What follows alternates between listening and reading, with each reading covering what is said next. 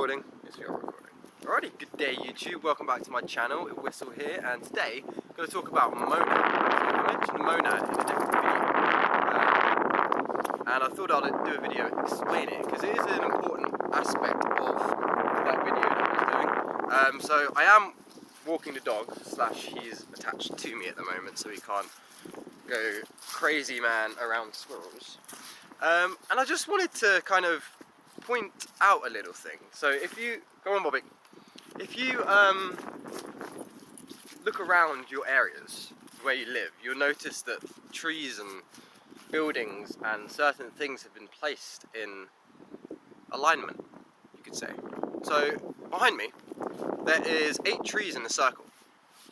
So I can't actually see the screen, I'm recording with my rear camera, so I can't see what you're seeing, but I'll try to make it so. So there is 8 trees in a circle here. 8 trees. Let's go walk past them. So, come on. Okay, I'm on Bobby. Here is tree 1. Tree 1. There's someone's left the vodka bottle next to it.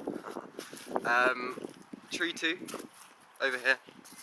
Now this is semi-important as well because alignment. I'll be speaking about the monad and its 12 fractions in a second. Tree 2, actually I won't go around this whole thing, but tree 3, 4, 5, 6 and 7, 8 over there, and then you've got 3 in the middle. I don't know if you can see it because I can't see what you're seeing right now. But this has been here for a while, and it's definitely, people have done stuff here, you can feel it. Like, you can feel energy here where people have like meditated or done some witchcraft practices. But yeah, that's just before we start on the monad bit. So, monad, what is the monad? The monad is a creation, source creation. And when I say a source creation is from darkness. So monad you can compare with suns and stars. I'll talk about how you can put it on a galactic scale or a cosmic scale in a little bit. This is the little spot. I'm still walking around it. No, Bobby, over here. Over here. I know you want to see the dog. So, monad starts off in the middle. I'm going to talk about how in our galaxy concept, and I'll talk about it in a concept from a kind of a higher perspective than a galaxy. So monad, think of it as a sun. Now, the monad breaks off into 12 different fractions.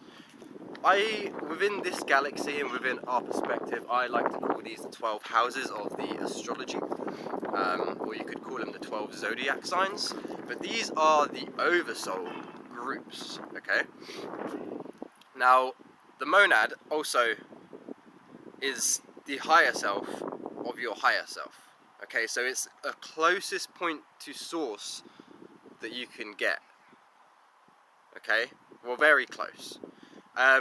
Again, they break off 12 times, and those Oversouls break off 12 times. I'll talk about how these add up in a bit. So, the monad breaks off 12, and then it breaks off 12, okay? Which creates 144 souls per monad. Which is why I did part of this, I mentioned the monad, sorry, in my video about the 144. Because there are 144 souls of each monad, and I call a monad a star. So there are a lot of stars out there, so there are a lot of 144 different branches of the universal, fragmented universe, as I like to put it. Which is where I get to next with the Oversoul part. So, come on Bobby, let's walk. Let's walk, he's getting a bit grumpy. You want a biscuit? You want a biscuit?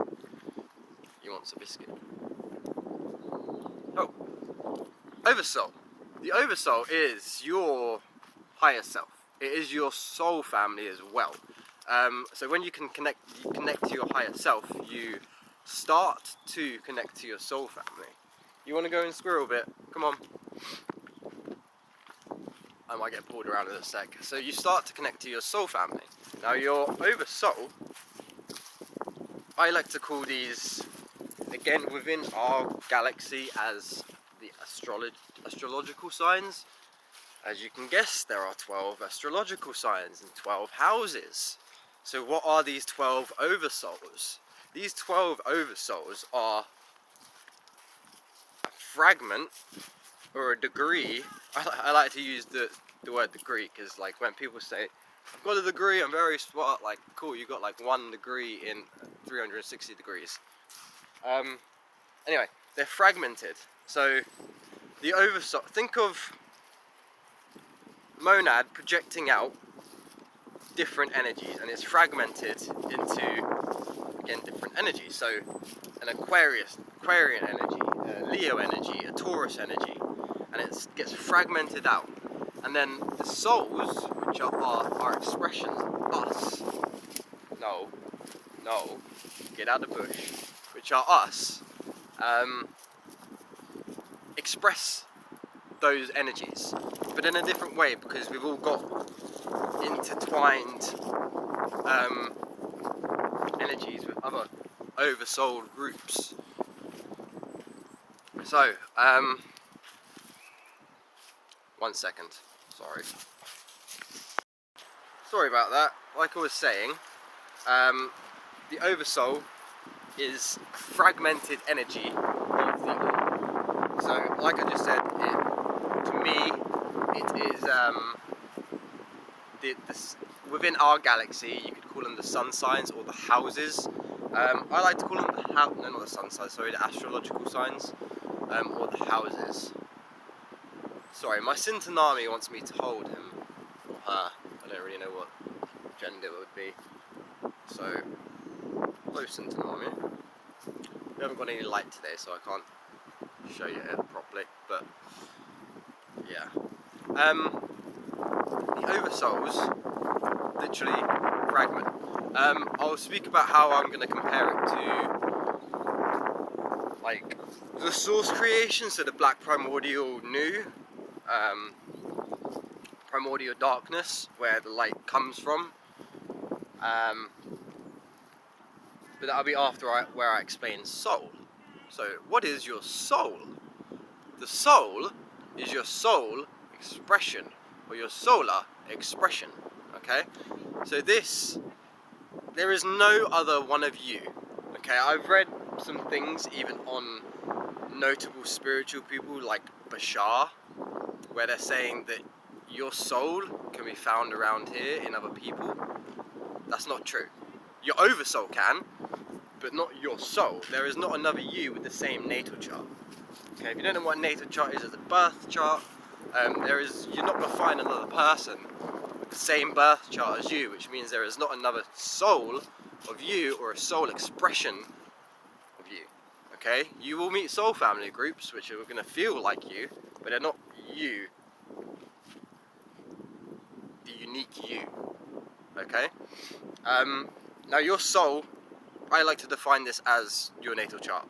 Okay, so even though I said earlier that the houses that come out could be Aquarius, that's just thinking of it in a 3D perspective on this earth with our current information that we have.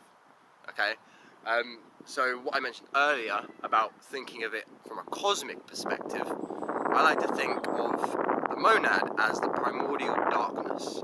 Okay, the no thing that is a thing.